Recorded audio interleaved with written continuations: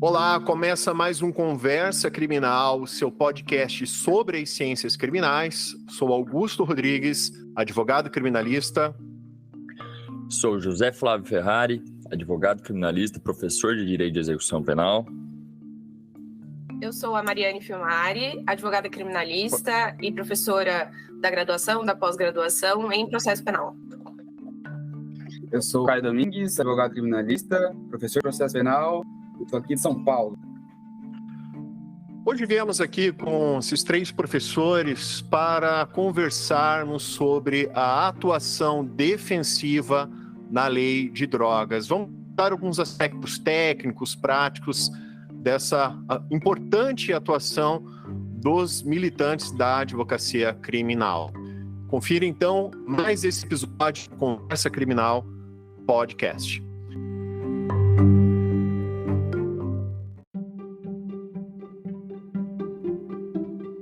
Então já começo aqui com a pergunta para os colegas, né? Primeiramente quero agradecer aqui aos colegas por terem aceitado aqui participar desse episódio do nosso podcast. E na lei de drogas a gente pode começar já falando da fase preliminar, né? Que a atuação defensiva do advogado já tem que ter uma visão estratégica já desde o inquérito policial, já na prisão em flagrante. Então, já pergunta aqui que eu faço para os convidados, como a gente pode já abordar essa questão da atuação defensiva do advogado no inquérito policial nessa questão da lei de drogas? Antes de passar a bola e passar a palavra para a Mari, que é, dentro do inquérito, talvez a pessoa habilitada aqui para falar do tema, queria falar que a lei de drogas é a lei que atualmente mais prende no país. Ela é a legislação mais seletiva, que sempre seleciona as mesmas pessoas, preto, pobre, periférico. É essa nossa clientela penal, é essa clientela penal que lidamos quando estamos falando do sistema de justiça criminal voltado à repreensão e repressão das drogas, tá? E o advogado criminalista, advogada criminalista, que necessariamente que tenha o interesse em atuar nessa área, uma hora ou outra vai se debruçar sobre essa temática, sobre a lei de drogas em seus processos.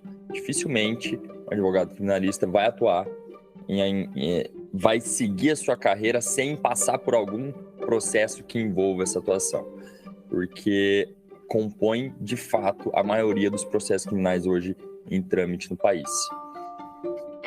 E puxando o gancho do Zé, né, como é talvez a lei que mais encarcere, né, os tipos penais que mais encarcerem no Brasil hoje, se não me engano, os últimos dados do Infopen, do Sisdepem, indicam que é mais de 35%, 37%, se eu não estou muito enganada. É indispensável que a atuação do advogado ou da advogada criminalista comece no inquérito policial. Justamente porque ainda persiste um entendimento absolutamente descabido, né, e contrário à Constituição Federal, né, aos princípios democráticos da nossa Constituição, de que as nulidades do inquérito policial, que os vícios do inquérito policial não contaminam a ação penal. E a gente sabe que hoje, infelizmente, ou hoje não, né? Historicamente no Brasil, a produção probatória na ação penal durante o processo judicial repete aquilo que foi feito no inquérito policial. A gente não tem uma tradição probatória no Brasil sólida e aprofundada, tirando aqueles casos de grande repercussão, os casos mais complexos ligados à criminalidade econômica, sofisticada, né? Do que a gente chama de colarinho branco. Então, uma vez que durante o processo judicial a gente repete o que foi feito no inquérito policial, ouvindo as mesmas pessoas que normalmente nos crimes de drogas são os policiais militares ou são, são os guardas municipais, né, que infelizmente aí têm desempenhado uma atuação equiparada à da polícia militar. A gente não pode conceber esse entendimento hoje mais de que as nulidades do inquérito policial não contaminam a ação penal, porque contaminam, né? Se a gente repete o que foi feito no inquérito policial, a ação penal também será eivada de nulidades. Então, é indispensável que o advogado e a advogada que vai atuar naquele determinado caso, comece a atuar já desde o flagrante, desde o início da investigação criminal, para que essas nulidades, para que esses vícios sejam já combatidos desde o início. Ainda que a gente não consiga um reconhecimento da nulidade nesse momento, o pré-questionamento já existe, o questionamento já existe e já é levado para a ação penal. Então, você já vai mostrar, né, para o juiz que terá acesso, né, que conduzirá aquele processo, que alguma coisa foi feita errada no inquérito policial e que isso precisa ser observado na ação penal, que isso precisa ser corrigido na ação penal, né?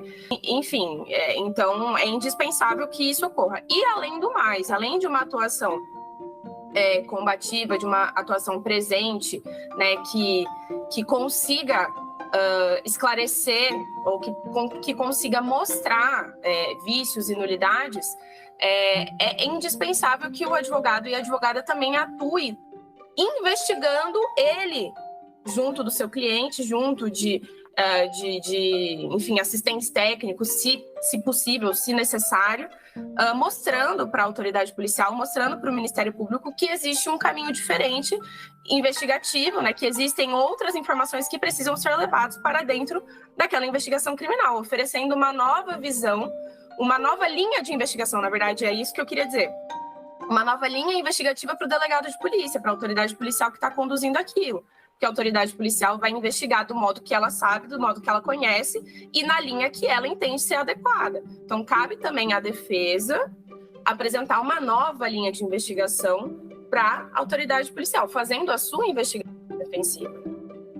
Então, o advogado, mesmo na fase preliminar, na fase inquisitorial do inquérito, ele pode e deve atuar de forma estratégica, pensando na melhor defesa do seu cliente, principalmente em se tratando da lei de drogas? Não, com certeza. Acredito eu, e acho que os colegas todos aqui concordam, que a construção da estratégia defensiva, a construção do melhor caminho defensivo dentro da persecução penal inicia-se no inquérito policial. Inclusive, advogados e advogadas que são contratados, que são procurados quando a ação penal já é iniciada, tem muita dificuldade para construir uma estratégia defensiva, porque tem que inovar ou tem que criar uma estratégia num processo já iniciado, quando pedidos de produção de provas já poderiam ter sido feitos na resposta à acusação, às vezes, né, a procura vem para a audiência de instrução, ou quando as provas, né, os indícios já poderiam ter sido colhidos ou indicados à autoridade policial no âmbito da investigação. Então, quando o advogado ou a advogada é procurado já no meio do processo, a gente já perdeu uma chance probatória, né? A perda de uma chance probatória que poderia ter sido construída, que poderia ter sido cavada, que poderia ter sido requerida no inquérito policial ou no iniciozinho ali da ação penal, nos primeiros momentos da ação penal. Então, certamente, a construção da estratégia defensiva, a construção da defesa precisa começar no inquérito policial. É ali que o advogado tem mais liberdade para conseguir enxergar para onde ir, né? Que linha seguir, que provas produzir. Ainda que a autoridade policial não concorde com a produção daquele indício, daquele elemento, daquela prova, o advogado produz aquilo na sua investigação defensiva e leva para a autoridade policial. Se a autoridade policial não quiser receber aquilo, leva para a ação penal. Uma atuação adequada, uma atuação completa precisa começar no inquérito policial. O provimento do Conselho Federal da OAB, o 188 de 2018, permite que hoje o advogado e a advogada com segurança consiga entrevistar testemunhas, consiga entrevistar, que não é o caso da lei de drogas, mas vítimas, consiga produzir um interrogatório, né, no seu escritório, consiga, enfim, produzir provas periciais, né, dentro dessa investigação e levar para a autoridade policial ou então, se não for o caso, levar para o processo. Então, eu acredito que sim, que no fim das contas a resposta mais objetiva é sim, deve começar a pensar numa estratégia defensiva no inquérito policial. Eu vou um pouco além. além da atuação ser importante no sentido de querer produzir provas, também é importante no sentido de provas que a gente não quer que sejam produzidas. Vou dar um exemplo. É muito comum aqui em São Paulo prender 2 pessoas em flagrante com tráfico de drogas e imediatamente já entender como um caso de associação para fins do tráfico. É só um concurso de pessoas, né? Um concurso de agentes. E eles entendem ser uma associação a partir ali da prisão em flagrante. E é também muito comum, pelo menos na comarca em que eu atuo, imediatamente o delegado de polícia já representar pela quebra de sigilo desses clientes. E também é mais comum ainda vir as mesmas decisões, se depender do caso. Quebra o sigilo. Às vezes é uma apreensão de droga de 10 gramas, 15 gramas, com 2 ou 3 pessoas, e já quebra o sigilo. Então, às vezes, já é também importante uma atuação ali naquele momento para evitar que essa medida invasiva ocorra, ou uma busca e apreensão. É claro que são casos, pelo menos aqui onde eu atuo, um pouco excepcionais. Na verdade, grande parte deles é a prisão em flagrante, tem o laudo, acaba em 5 dias o inquérito policial. Não tem uma busca e apreensão, não tem uma atuação investigativa da Polícia Civil, é só PM que trabalha. E aí é o que a Mari falou lá no início, é um repeteco, né? É aquele inquérito ali, aquela prisão em flagrante que durou 2, 3 dias, o inquérito acaba durando 2, 3 dias, vem a instrução, repete o que foi produzido. Mas existem casos que, de fato, fogem um pouquinho da realidade de onde eu atuo, que é nesses casos onde 2 ou 3 pessoas são presas, a polícia e o MP já entendem que é uma associação, não sei por qual motivo, já pedem a quebra de sigilo ou uma busca e apreensão, então até para atuar no sentido de não querer que provas sejam produzidas de forma errada, também é importante, também é bastante importante ressaltar isso. Perfeito, Caio. E assim, é uma coisa que o professor Auri Lopes Júnior fala há muito tempo, há muitos anos, e que continua sendo verdade e absolutamente atual. Mas a discussão hoje no âmbito jurisdicional referente a crimes, né, a persecução penal, diz respeito a processo penal e diz respeito à produção de provas, principalmente no que está relacionado à lei de drogas. É difícil a gente ver no âmbito jurisprudencial discussões mais, penso eu, mais aprofundadas sobre direito penal, dogmática penal. Agora, sobre o processo penal, é o que se tem, é o que mais tem. Então, a gente tem discussões processuais e discussões de produção de provas. Eu acho que a grande questão hoje das ciências criminais, no âmbito da jurisdição, é prova, produção de prova e processo penal. Então, se o advogado e a advogada não está acompanhando de perto, não está presente, a gente sabe o que acontece, as nulidades aí saltam aos olhos, né? Enfim, então eu acho que novamente respondendo a pergunta do Augusto no início, é preciso que o profissional esteja ali do lado do cliente desde o início, acompanhando de perto, atuando de forma bastante ativa desde, né, dali do flagrante, enfim, se não der, do início do inquérito policial. Acredito que dentre todas essas possibilidades que a Mari falou, o Caio falou, também podemos tratar especificamente sobre quais as nulidades dentro do inquérito que são mais usuais, são mais comuns de verificar. E aqui é uma orientação, uma lição para você que está nos ouvindo nesse podcast. O aviso de Miranda, ele tem que ser respeitado, inclusive, pelo policial militar. Lógico que isso é uma construção, a STF vai decidir sobre essa temática, mas ele obrigatoriamente tem que alertar o direito ao silêncio, resguardar o direito ao silêncio essa pessoa que ali foi detida em flagrante, que está sendo investigada. Só para contextualizar para o nosso ouvinte, o aviso de Miranda é aquilo que a gente costuma ver nos filmes americanos. O policial chega, você tem o direito de permanecer calado, tudo que você disser poderá e será usado contra você no tribunal, você tem direito a advogado. Perfeitamente, Augusto, exatamente isso. E não é só questão de filme, né? Isso tem que se aplicar na realidade. Só que eu nunca vi. Nunca vi, pelo menos, um policial militar abordando alguém fazendo e resguardando a via de Miranda. Via de regra onde está a droga? Essa é a pergunta, a primeira pergunta. Não é nem qualificado, se quer saber onde está. aborda onde está a droga. É isso, tá? É essa a primeira pergunta a ser feita. Além disso, aí, lógico, né, tem a atuação da Guarda Municipal, questões relativas a interceptações telefônicas, acompanhamento em audiência de custódia, talvez um ponto muito interessante também, que salta aos olhos, entre outros tantos temas que nós podemos tratar como usuais, né, que geram, de fato, nulidades dentro do inquérito.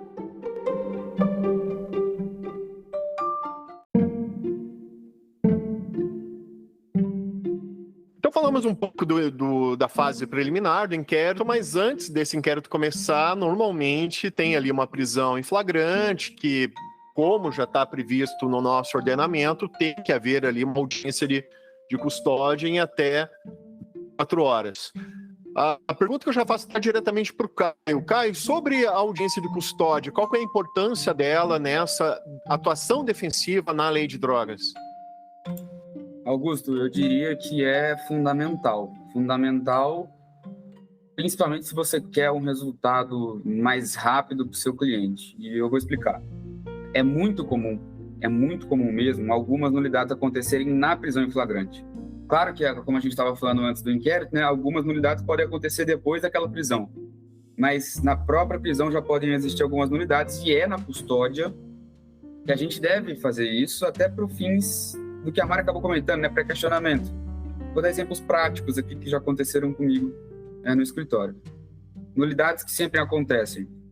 Buscas pessoais realizadas por conta de denúncia anônima. O STJ já enfaticamente repeliu isso, né, no RHC 158580 da Bahia, do Rogério Schietti. Denúncia anônima não justifica a busca pessoal.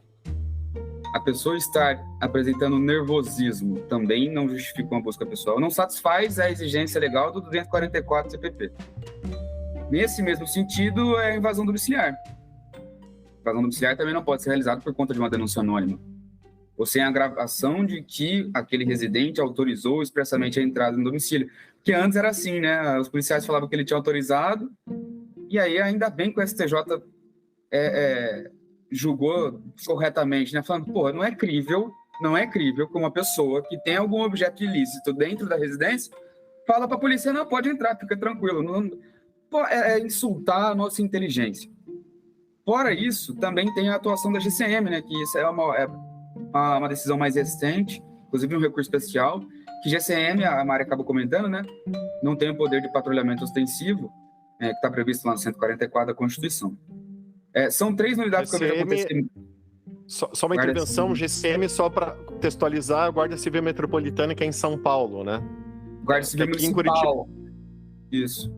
Que aqui, por exemplo, em Curitiba, a gente chama de Guarda Municipal, acho que também na cidade de vocês, só para dar esse contexto, de Guarda Municipal. Sim, que a GCM é aquela guarda, gente, que na verdade a competência dela é proteger bens da cidade. Basicamente é isso. Ficar em frente de escola, ver se não tem uma roaça, não sei se eu posso assim dizer. E não o poder de patrulhamento ostensivo da Polícia Militar no seguinte, alguém liga, estão assaltando minha casa. É a Polícia Militar que tem que ir lá ver o que está acontecendo, não é a GCM, certo? A GCM, em tese, pode prender em flagrante? Pode, assim como qualquer um de nós. Desde que seja uma situação de flagrante visível, né? Caso contrário, seria uma atividade ali persecutória, que ela não tem o poder disso. São nulidades que acontecem durante a prisão em flagrante e que indico eu, Caio Domingues, advogado, que já seja alegada na audiência de custódia. Principalmente se teu cliente for reincidente, porque muitas vezes você vai conseguir revogar essa prisão conseguindo essa nulidade. Que aí vai trancar o processo, vai anular as provas, vai trancar o processo. Se ele é primário, talvez você consiga revogar por outro motivo. É um crime sem violência, grave ameaça, como a gente sabe, o tráfico de drogas. Mas muitas vezes, quando é reincidente, a gente só consegue tirar essa pessoa do cárcere conseguindo essas nulidades. E por que alegar na custódia? A Mari adiantou. Deixar para questionado. Alega essa nulidade, pede para o flagrante não ser homologado por conta dessa nulidade. Alternativamente, você faz ali na custódia o pedido de concessão da liberdade provisória, mas já deixa ali no termo da audiência que o juiz tratou disso e homologou o flagrante quando não deveria. Ele homologou o flagrante, independente se manteve, se concedeu a liberdade provisória ou não, sobe um HC pedindo trancamento desse processo, sobe um HC que já foi decidido em primeiro grau, sobe para o TJ pedindo para trancar, seja pela nulidade da busca pessoal pela GCM, seja pela nulidade da evasão domiciliar, até busca veicular também. Tem uma decisão interessantíssima do Reinaldo Soares da Fonseca. A situação era a seguinte: o carro estava em zigue-zague. E aí a PM disse, olha, aparentemente ele estava bêbado. A PM foi, fez a abordagem, a pessoa estava bêbada. Só que aí a PM foi e começou a olhar dentro do carro da pessoa. O que o Reinaldo disse? A parada da polícia tinha que parar, tinha que multar. Agora, isso não justifica a busca veicular. Não tinha fundada razão suficiente.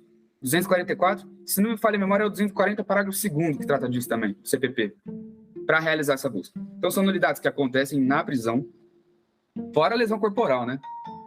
E aqui, voltando rapidinho para a Mari, que a gente estava falando do flagrante, é importante também a atuação do advogado alegar esse tipo de nulidade na custódia. Eu já tive um flagrante que eu cheguei lá, meu cliente estava visivelmente, apanhou bastante.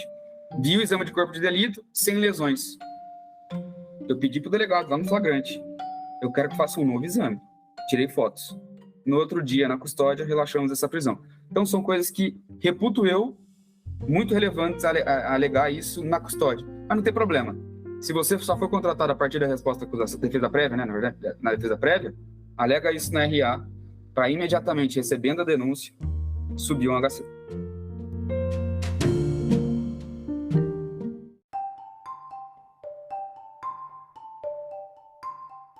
Então fizemos essa abordagem na fase preliminar, né, que o advogado ele deve ter uma atuação estratégica já desde a prisão em flagrante, na audiência de custódia, desde já da instauração do inquérito policial no andamento, mas também temos que pensar na fase processual, né, o Ministério Público oferecendo a denúncia, o Judiciário recebendo essa denúncia. Então, ele tem todo esse desenrolar da fase processual. Então, já também pergunto que já faço aqui para os convidados. Pontos importantes nessa atuação estratégica na defesa, já na fase processual. Respondendo essa pergunta, tem muitas coisas que acontecem durante a instrução que eu acho interessante, obviamente, a atuação ali combativa do advogado e da advogada criminalista. Eu vou me ater a algumas coisas que podem acontecer na audiência de instrução, que reputo eu é relevante a gente tratar aqui, embora alguns temas já sejam assim, decididos e consolidados SCJ e STF há tempos, mas infelizmente, né, primeiro e segundo grau, por algum motivo, né, persistem em reproduzir essas ilegalidades, e eu sinceramente não sei por que isso acontece, mas são algumas coisas que eu acho que é relevante. A primeira coisa, durante a audiência, que eu sempre presto bastante atenção, é em relação ao 212 do Código de Processo Penal, artigo 212. Durante as oitivas das testemunhas, quem produz prova, para começar, quem produz prova não é o juiz. Né? Em tese, o nosso sistema acusatório, embora nem tanto assim, né? É assim, mas não é tanto assim. Quem produz prova é o MP. Só que tem muito juiz, ele acaba sendo protagonista na audiência de instrução. Ele acaba fazendo mais perguntas do que deveria. Na verdade, ele deveria qualificar e passar a palavra para o MP, né? Ponto. Isso para as testemunhas, para o oitivo do acusado. Ele não pode fazer pergunta? É claro que ele pode esclarecer alguma coisa, né? Até por conta do 155, depois ele tem a livre convicção dele. Mas ele não pode ser protagonista nas perguntas direcionadas às testemunhas e ao teu cliente, ao teu assistido. Isso é nulidade. Isso é nulidade do 212 do Código de Processo Penal. Indico que você verificando que o juiz está sendo o protagonista daquela audiência, você alega essa nulidade, faça requerimento e fala, excelência, 212 CPP, explica. Não, vou continuar? Tudo bem, consigna em ato.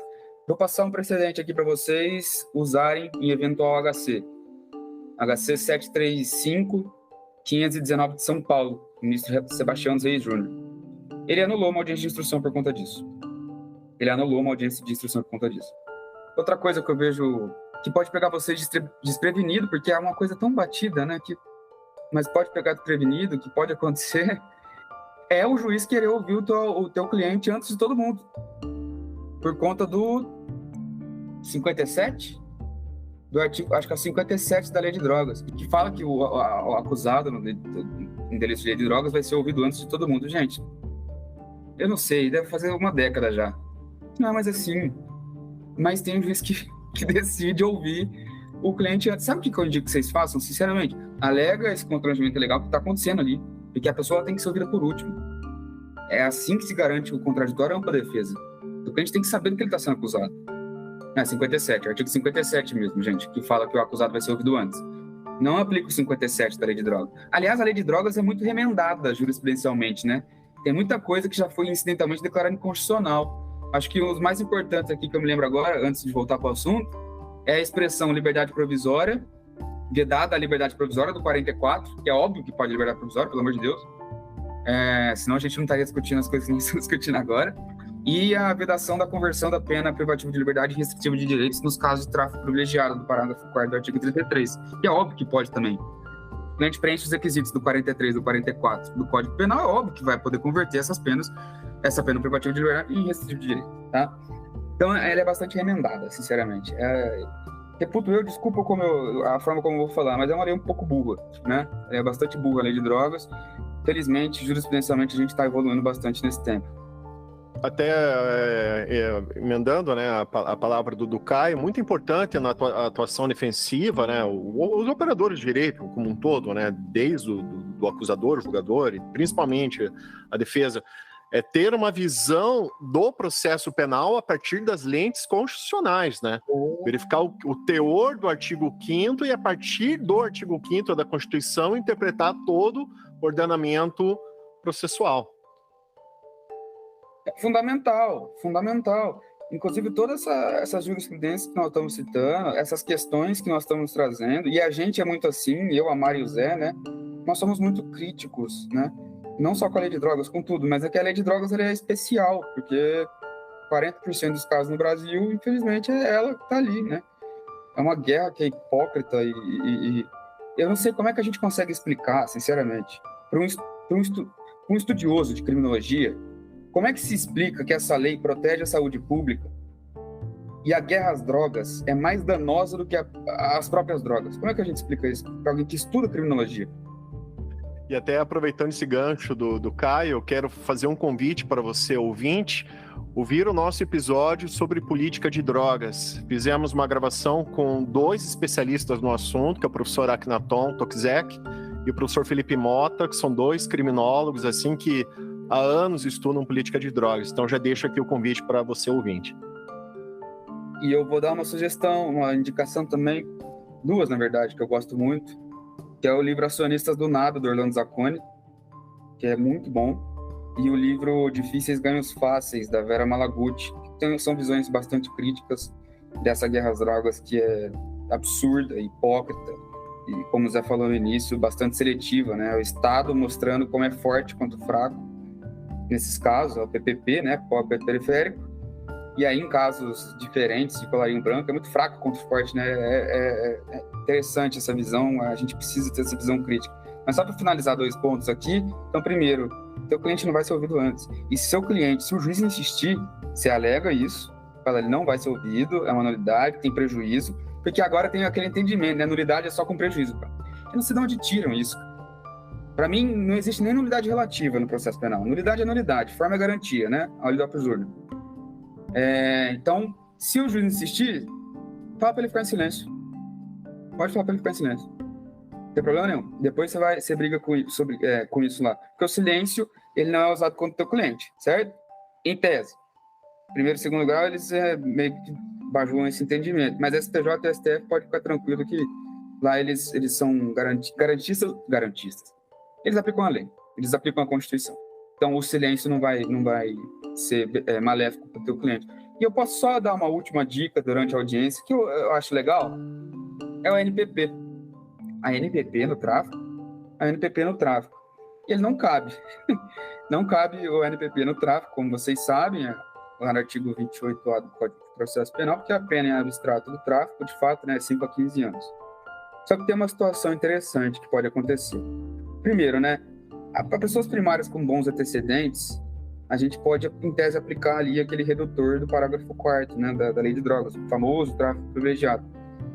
é muito comum que o Ministério Público, eu diria, estou chutando, nunca li dados sobre isso, tá, gente?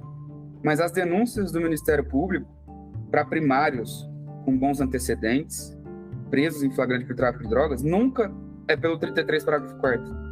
É sempre pelo 33. E isso veda a possibilidade de oferecimento do NPP. Agora, olha uma coisa que pode acontecer, e o Gilmar Mendes já decidiu sobre isso. Extremamente interessante, que você tem que estar atento. Supondo que o memorial seja oral, ou seja, após os oitivos das testemunhas e do cliente, o juiz peça para que os memoriais sejam orais. Pense você a seguinte situação, que também é difícil, mas já aconteceu um caso aqui do escritório e provavelmente vai acontecer na vida de vocês. O MP oferece memoriais orais ali e sustenta a aplicação do tráfico privilegiado. O que você vai fazer nos seus memoriais?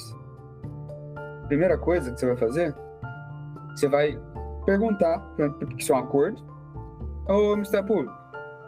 Não vai falar desse jeito, né, gente? Mas enfim. Você está pedindo o tráfico privilegiado, por que você não oferece um acordo de não persecução penal, então? Ele pode até questionar, mas não pode, isso aqui tem, blá, blá, blá. Mas pode sim. Isso chegou ao STF. HC 194-677 do Gilmar Mendes. Ou seja, o MP em memoriais orais, ali durante a audiência, ou escritos, tá, gente? Não é só se for na audiência, não. Ou no escritos, você pode ali levantar a possibilidade do Ministério Público oferecer esse acordo de não persecução penal, e se ele não oferecer, sobe. A parágrafo 14 do 28 ou 13, eu não lembro, faz a remessa.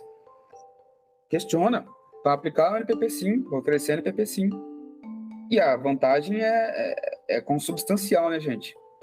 O teu cliente ele vai deixar de ser condenado por tráfico privilegiado, ele vai ser reincidente se for condenado, para fechando o NPP continuar primário. São algumas coisas que eu queria só trazer aqui para vocês que podem ajudar durante a audiência e espero que ajudem de alguma forma.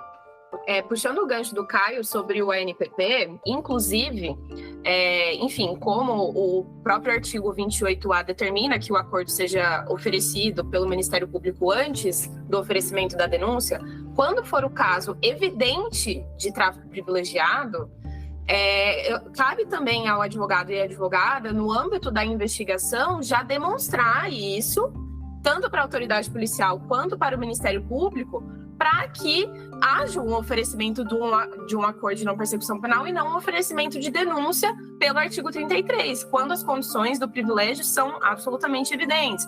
Lógico, existem casos em que isso será necessário ser demonstrado durante a instrução processual. Mas já quando na investigação ficar patente, né, ficar claro isso, é também dever do advogado, né, do advogado diligente, da advogada, mostrar que se enquadra ali nas condições do tráfico privilegiado para que seja possível um oferecimento do acordo de não persecução penal.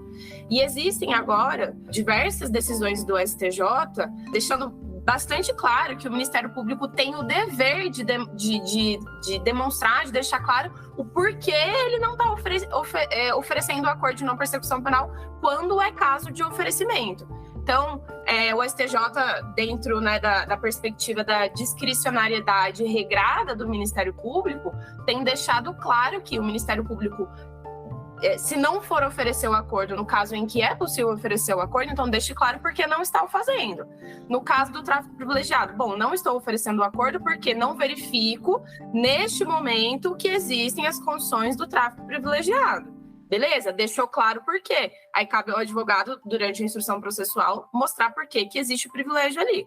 Agora, se ele disser que não vai oferecer só porque não vai oferecer, ainda que esteja claro ali, né, as condições do privilégio, enfim, HC, que nem o Caio mencionou.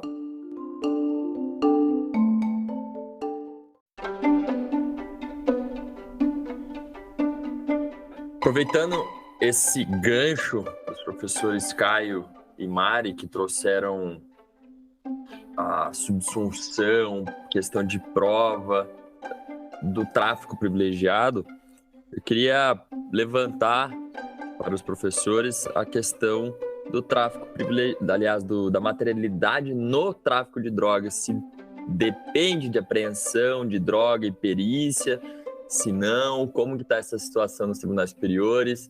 Caio, você que está mais atualizado sobre essa temática, se tiver alguns dados aí, número de HC, tema julgado pela terceira sessão da STJ, fique à vontade para tratar. É mais um caso, por algum motivo, teve que chegar nos tribunais superiores. E assim, eu não sei se é tão claro para vocês como é para mim, mas como é que você condena uma pessoa por tráfico sem apreender droga? Alguém consegue me dar uma resposta racional? Eu consigo compreender uma condenação por associação para fins de tráfico sem apreensão de droga, mas não consigo compreender uma condenação por tráfico sem apreensão de droga. Não consigo. Tem a decisão recente que o Zé acabou mencionando. E por que só para não ficar muito vago, né? Por que eu consigo enxergar uma condenação por associação sem droga? Porque pode ter interceptação telefônica, pode ter a quebra de sigilo, aí tá negociando, vende ali que eu vendo aqui, compra ali que eu compro aqui, esse aqui é 10 mil reais. Aí dá para vislumbrar ali um vínculo estável permanente que se adeque ao 35 da lei de drogas. Mas se não é apreendida nenhuma droga, como é que você sabe? Qual que é a materialidade disso? Chegou na terceira sessão. O número do HC é o seguinte: 686.312 do Mato Grosso do Sul. E é interessante porque o relator do caso, Sebastião Reis Júnior, ele estava entendendo, ele que deu o primeiro voto, que era possível condenar uma pessoa por tráfico de drogas sem apreensão de droga. O Sebastião Reis Júnior, que, sem dúvida, é um dos melhores ministros dos dois tribunais superiores. Deve estar ali no top 5, juntando os 21 em matéria penal. E aí o voto vista do Rogério Schietti, que é maravilhoso, traz uma visão divergente. Felizmente, ela foi acompanhada pela terceira sessão do Superior Tribunal de Justiça. Jesuíno Rissato mudou o entendimento que ele tinha antes e acompanhou o Rogério Schietti. Joel Helena Parcionic. Bom, está consolidado agora. Não pode mais uma condenação por tráfico de drogas sem apreensão da droga. Inclusive o Schietti, né, o professor José Fábio Ferrari, me mandou o voto vista dele hoje. No voto, o ministro Rogério Schietti, ele faz até Ele copia uma foto. Uma reflexão interessante, que é uma foto de uma embalagem que, em tese, ali seria, por exemplo, 1 quilo de cocaína. E aí, quando abre essa embalagem... Tablete de maconha, né? É, um tablete de maconha. E aí abre a embalagem e é um tijolo. É um caso conhecido do Mato Grosso do Sul. É um caso conhecido do Mato Grosso do Sul, em que o usuário, ou melhor, ou que iria revender essa droga, talvez porque é um tablete, né, de alguns quilos aí de droga, ele comprou do traficante, só que o traficante, na verdade, não entregou a droga, entregou tijolo envolto em fita adesiva, né? E ele foi na delegacia denunciar por estelionato o traficante. Literalmente um tijolo, né? Não um tijolo de droga, literalmente um tijolo. Literalmente um tijolo, exato. E é interessante que a visão também que eles trazem é o seguinte: vamos supor que era 1 quilo de cocaína e, de fato, foi entregue para a pessoa, foi apreendido ali um pó branco, 1 quilo de pó branco ali. Ainda assim, é imprescindível a realização do laudo. É imprescindível. Se aquilo for leitinho, é tráfico? Não me parece que é. Então, mais uma vez, e olha só, mais uma vez uma decisão importante a nível de Tribunal Superior em habeas corpus. Assim como reconhecimento de pessoas, assim como invasão de domicílio, assim como busca pessoal, assim como 42 da Lei de Drogas, e por aí vai. Preciso necessariamente fazer um adendo a quem nos está ouvindo, tá? Não quer dizer que se foi apreendido algo que não é de fato droga, que não pode ser condenado pelo tráfico em si. O próprio STF já falou que, por exemplo, a apreensão de grandes quantidades de cafeína com a destinação de ser misturada em cocaína para depois comercialização, para baratear e potencializar essa droga, é sim tráfico de drogas, porque o tipo penal ele não fala exclusivamente de substância ilícita, mas também de petrechos, também de substâncias que seriam destinadas ou teriam esse propósito. Então, que isso fique claro também para não ter divergência. E só também para complementar, eu acho que a celeuma aí com relação à materialidade indireta vem do artigo 167 do CPP, que tem uma redação ruim, né? Que fala que quando os vestígios tiverem desaparecido, que a prova testemunhal pode suprir, enfim, a ausência de exames periciais, do exame de corpo de delito, quando os vestígios tiverem desaparecido. Se não me engano, o ministro Sebastião, ele se calca nesse artigo, não é? 167, nesse HC, Caio? Tem uma redação que não nos ajuda, né? Se não me falha a memória, acho que é. Mas eu vejo que esse dispositivo, ele se aplica mais, por exemplo, em tipo de crime, um furto qualificado ali para o rompimento de algum obstáculo, e aí fez a perícia, e aí tem testemunha, pode comprovar isso de alguma forma. Eu acho muito perigoso aplicar isso para o tráfico sem apreender a droga, mas se não me falha a memória, foi exatamente esse o entendimento de Sebastião.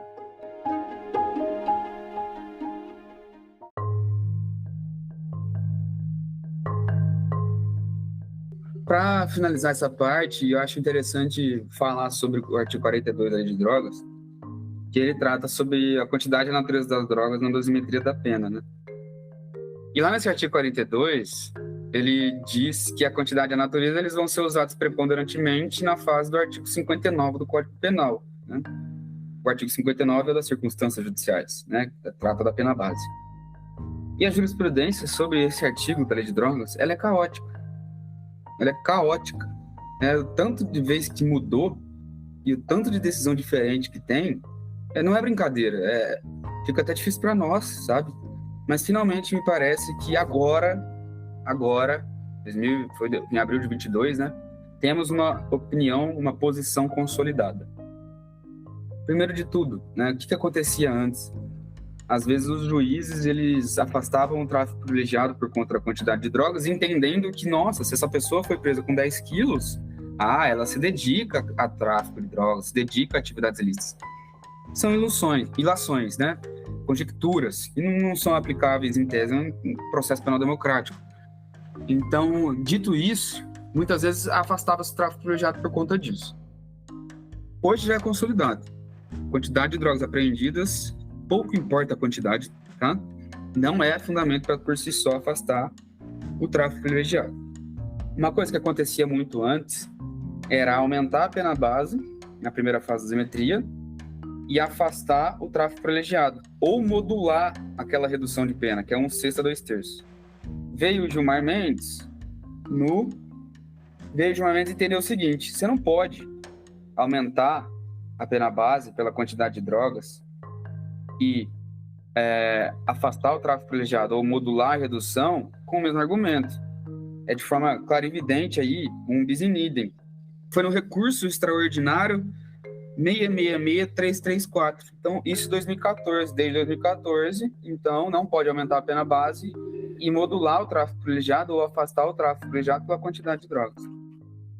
Há algum tempo atrás, o Superior Tribunal de Justiça, na terceira sessão, no recurso especial 1.985.297, acabou entendendo o que, na minha visão, é a melhor visão, que é a quantidade de drogas deve ser analisada na primeira fase da dosimetria.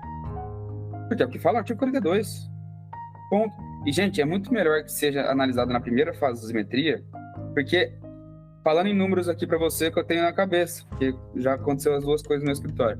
Se aumenta a pena base e aplica o tráfico privilegiado em 2/3, que você não vai poder usar de novo, né? Seria bis in idem. A pena final do teu cliente vai ser 1 ano, 11 meses e 10 dias. E ainda que a circunstância judicial seja negativa, é possível a PRD. Muitas decisões nesse sentido, né? A substituição da PPL pela PRD. Se por acaso o juiz mantém a pena base no mínimo legal, mas reduz o tráfico privilegiado em 1/6, a pena do teu cliente vai ser 4 anos e 2 meses. Vai ser regime inicial semiaberto. Mais de 4 anos não cabe PRD. Então muda drasticamente a dosimetria. Até então, o STJ entendia assim. É a primeira fase. ponto. Esse não é o entendimento de hoje, gente, para finalizar. O entendimento de hoje, que foi consolidado no HC, julgado pela terceira sessão, habeas corpus 725.534, entendeu o seguinte: a quantidade de drogas, ela pode ser usada ou na primeira fase ou na terceira fase. Vai depender do juiz, e ele vai ter que justificar isso. Sebastião dos Reis Júnior, ele falou uma coisa que, embora eu concordo, eu discordo ao mesmo tempo. Ele fala que uma pessoa presa com 10 quilos e uma pessoa com 1 tonelada, se for usado só na primeira fase, as duas vão ficar com a mesma pena, né? E aí, se a gente usar agora ou na primeira ou na terceira, o juiz pode pegar essa pessoa com 1 tonelada e diminuir 1/6. Então, essa pessoa ficaria com 4 anos e 2, e a pessoa com 10 quilos, 1 ano e 11, certo? Faz sentido o argumento do Sebastião? Faz. Mas, de novo, não é o que fala o artigo 42. E tem um ponto. Nada impede que o juiz, justificando, ainda que seja uma circunstância judicial negativa só, não aumente só 1/6 da pena base. Ele pode aumentar metade. Ele pode aumentar 1/3. Então não vai ser a mesma pena. Por isso que eu entendo que o Sebastião está errado. De novo, o melhor voto foi o do João Otávio de Noronha, que não está mais na 5ª turma. Acho que ele foi para a 4ª. Então hoje, para finalizar, ou na primeira fase, ou na terceira fase. Só para fazer um pequeno adendo, o STF, naquele HC 118.533, que afastou de onde do tráfico de drogas privilegiado, ele lidou naquela oportunidade com a apreensão de 715 quilos, salvo engano, né, Caio? 772 quilos. 772 quilos de apreensão de maconha. E a pena foi de 1 ano e 8 meses, com redução no patamar máximo do parágrafo 4º.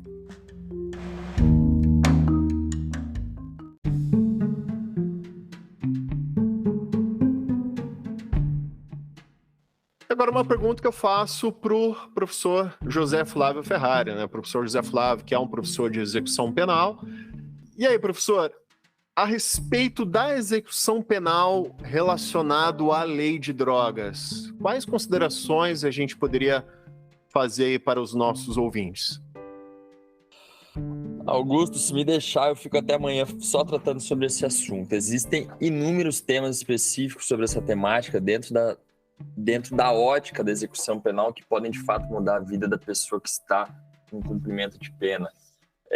Talvez um dos principais temas diz respeito às frações da progressão de regime, que são dilatadas para esse tipo de crime, mas existem outros temas mais específicos que talvez demandam uma atenção, um conteúdo mais avançado e aprofundado de trabalho e argumentação e raciocínio que diz respeito ao próprio afastamento de onde do tráfico de drogas.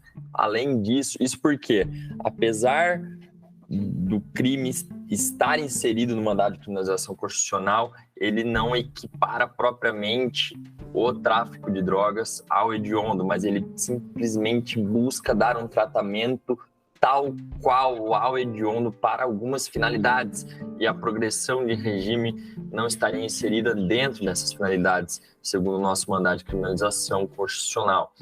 Mas é lógico que essa perspectiva não foi aderida pelo STJ e STF, mas não é por conta disso que nós deixaremos de trabalhar de alguma forma. Além disso, posso fazer referência talvez à falta grave mais cometida dentro do sistema prisional, que é posse de drogas para consumo pessoal.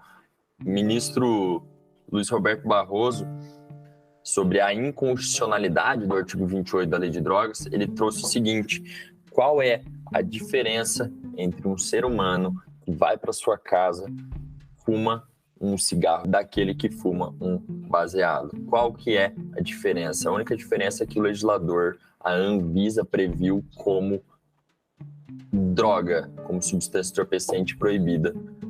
É a única diferença.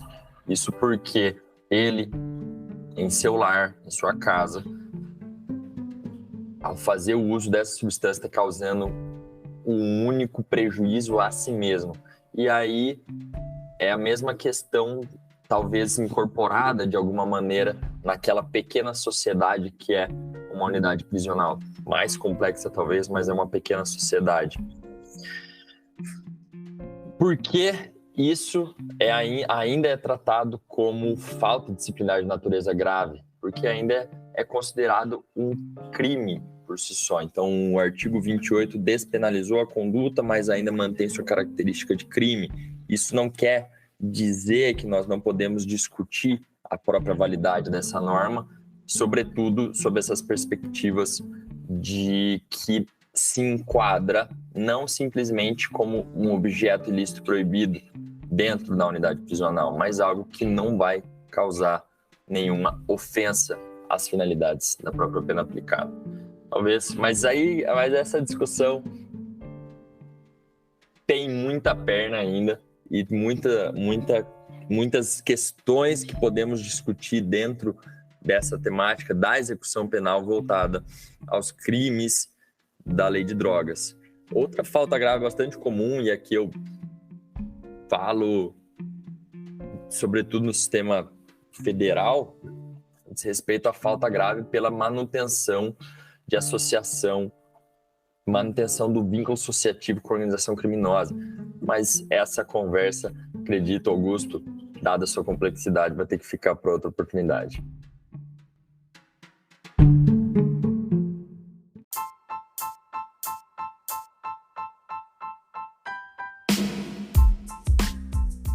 Puxando o gancho do Augusto mais cedo nos blocos anteriores, eu acho que não tem como a gente pensar sobre lei de drogas ou, de forma mais ampla, sobre processo penal principalmente, mas também sobre o direito penal, sem pensar, como o Augusto disse, na Constituição Federal e nos princípios constitucionais.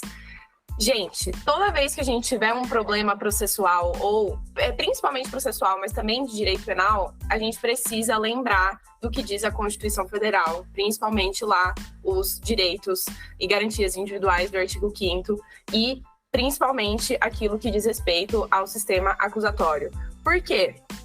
O nosso Código de Processo Penal é um código ultrapassado, é um código defasado, é um código autoritário, né? Lá de 1941. Então, quando tivermos conflitos de normas, quando tivermos problemas, né, com relação à proteção das garantias e dos direitos daqueles que são acusados, investigados ou acusados de crimes, a gente precisa voltar para a Constituição, a gente precisa voltar para os princípios processuais e de direito penal que são democráticos e que estão na Constituição. Sério, muitos problemas de processo penal e direito penal são resolvidos pela Constituição Federal e não pelo Código Penal ou pelo Código de Processo Penal. E o que é mais engraçado, mas também triste ao mesmo tempo, é que muitos cursos de graduação, de pós-graduação na área criminal estão cortando ou, enfim, deixam de abordar princípios constitucionais do direito penal e do processo penal. E isso é uma tristeza absoluta, porque muita coisa a gente resolve por lá. Até complementando a fala da professora Mariane, uma recomendação que eu deixo para o ouvinte também é ler a exposição de motivos do nosso Código de Processo Penal. O ministro da Justiça à época era o Francisco Campos, né, notoriamente uma pessoa autoritária, com influências fascistas, né, isso não é nenhum exagero mencionar isso. Ele mesmo, na exposição de motivos, ele fala que é contrário toda a lógica liberal de processo. Então, o nosso Código de Processo Penal, ele é, sim, ultrapassado, não pelo fato da época, né, da data especificamente, pelo fato de ter mais de 70 anos, mas é pela época em que ele foi construído. Ele foi criado ali na vigência do Estado Novo, que era um Estado autoritário, por uma pessoa notoriamente autoritária, que era Francisco Campos, que, como diz, era uma pessoa assim, que era um gênio, mas um gênio autoritário, que tinha até uma frase que é interessante citar, né? Quando acendia uma lâmpada na cabeça de Francisco Campos, né, uma ideia na cabeça dele, as luzes da democracia se apagavam. Então essa é uma frase assim que me marcou em relação ao Francisco Campos. Então temos assim um Código de Processo Penal muito ultrapassado, de uma época autoritária. Então é fundamental fazer a leitura do Código de Processo Penal a partir da vigência do nosso Estado Democrático de Direito, que foi inaugurado a partir da Constituição de 88. Então, a fala da professora Mariane realmente é importantíssima. Não há como falar em processo penal brasileiro sem passar primeiramente pela filtragem da nossa Constituição. Perfeito. E o último adendo, Augusto, é que também é um código nosso de 1941, criado por uma pessoa autoritária e inspirado num código igualmente autoritário, que é o Código Rocco italiano, lá de 1930, encomendado diretamente pelo Benito Mussolini, né? Então, assim, um buraco é muito embaixo. Exatamente. Só para finalizar, não é exagero dizer que toda vez que vem uma Constituição, devia vir junto, como se fosse um combo. Um novo Código de Processo Penal, né? Porque as decisões, muita gente das decisões que a gente está falando aqui, que a gente comentou hoje, vazão de domicílio, busca pessoal, são interpretações com base na Constituição que mudou o que vinha antes, entendeu? O 244 do CPP, não é porque o 254 ou 244 do CPP fala expressamente que denúncia anônima não pode fazer busca pessoal ou não pode invadir domicílio. Não, é uma interpretação com base no artigo 5º da Constituição sobre a intimidade. Vejam só. Código de Processo Penal de 41, Constituição de 88, estamos interpretando agora, com essas decisões que comentamos com vocês hoje, com base na leitura da Constituição.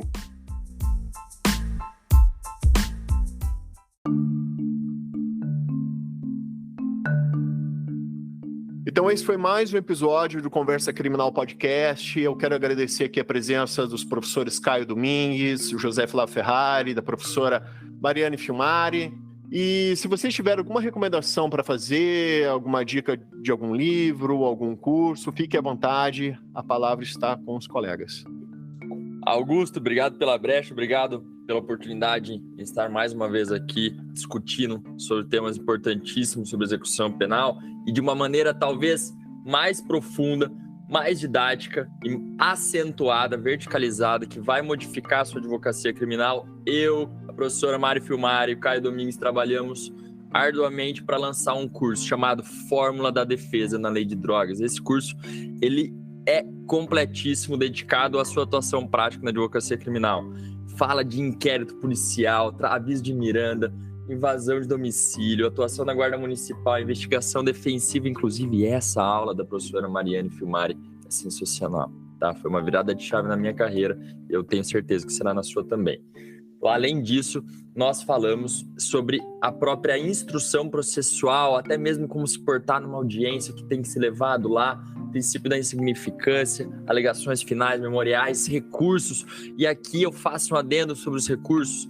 Caio Domingues, o mago do habeas corpus, tem horas e horas sobre habeas corpus dentro desse curso, dedicado exclusivamente ao tráfico de drogas, à associação para fins de tráfico, às questões que permeiam essa lei de drogas, que, mais uma vez, é a que mais encarcera no país. E, finalmente, nós temos o terceiro módulo, que é sobre execução penal, aqui integralmente lecionado por mim, em que eu trato sobre o mandado de penalização constitucional, cálculos para progressão de regime, o artigo 44 da Lei de Drogas, faltas graves, defesa em procedimento administrativo disciplinar, indulto para crime de associação para fins de tráfico, entre tantos outros temas. Contamos também com algo inovador dentro de um curso penal de lei de drogas, que é o mercado civil, vamos assim dizer, para a cannabis medicinal. Essas aulas serão ministradas pelo Murilo Nicolau, grande professor, que se dedica arduamente há muitos anos a essa temática. Então, se você quer ter uma virada de chave na sua advocacia criminal, esse é um curso preparado, idealizado, com aulas curtas, como se fosse um livro, como se fosse o sumário de um livro, em que você tem um problema pontual, você consegue ir naquela aula específica e resolver o seu problema. Então esse é o objetivo. O cupom de desconto estará no perfil do Augusto, no perfil da Mari, do Caio, no meu também. Então espero tê-lo como aluno, tê-lo como aluna e espero também contribuir para esse avanço na sua advocacia criminal. Pessoal, pegando o gancho aí do Zé, o nosso curso realmente é muito bom, tá? Então, aguardamos vocês como alunos. Quero indicar 4 livros. O primeiro, 2 já falei, né? Acionista do Nada, Orlando Zacconi, que fala sobre, até mencionei rapidinho aqui, sobre essa incongruência, né? É uma lei que protege a saúde pública e a guerra contra as drogas mata muito mais do que as drogas em si. Por exemplo, é impossível morrer com uma overdose de maconha, né? E aí, não, é impossível, é verdade, literalmente, é impossível. Outro livro, Difíceis Ganham Fáceis, da Vera Malaguti, tese de mestrado dela, que ela fala sobre atitude suspeita. Ela fala sobre traficantes de drogas, né, adolescentes no meio do mundo de drogas do Rio de Janeiro. E é incrível, né, como sempre com os negros era tratado como uma política criminal, né, de crimes, e com os brancos era uma questão médica. É interessante, então é bastante interessante vocês lerem esse livro. O Zé falou sobre PPP, a seletividade e tudo mais, e indico, obviamente, o maior de todos, para mim é o maior de todos, que é o Zaffaroni, o livro Direito Penal Brasileiro 1. Ali, ó, da página 20 até a página 70, ele só fala disso, sobre a criminalização secundária. E sobre como atuar de forma estratégica, não podia deixar de indicar o Guia do Processo Penal Estratégico do Alexandre de Moraes da Rosa. Não é Alexandre de Moraes do Supremo, tá, gente? É Alexandre de Moraes da Rosa, ok? Assessor do Gilmar Mendes. E só para finalizar, se alguém ficou curioso, né, que está nos ouvindo, sobre as críticas ao autoritarismo do processo penal, indico o livro Autoritarismo e Processo Penal, do professor Ricardo Glockner, que é muito bom e ele vai investigar as origens autoritárias do nosso processo penal e vai nos mostrar como hoje o nosso processo penal continua a ser muito autoritário, ainda que tenhamos a Constituição de 1988, né, dando aí a luz para o nosso ordenamento jurídico. Então, por isso, como Augusto disse também, que é necessário sempre interpretar por meio do filtro constitucional. Esse livro, enfim, deixa isso muito claro e é muito bom, indico. Além do nosso curso, logicamente, eu tenho também algumas recomendações de livros que tenho certeza que contribuíram na construção do nosso pensamento para o curso, tá? Criminologia das Drogas, Plínio Leite Nunes. O livro Drogas e Sistema de Justiça Criminal, coordenado pelo professor Pablo Ornelas Rosa e o Akhenaton, tá? E um livro do professor Akhenaton, que é Traficantes ou Usuários, tá? Esse aqui, de fato, sensacional. Acompanha, logicamente, o Direito Penal de Guerra às Drogas, do grandíssimo professor Valois.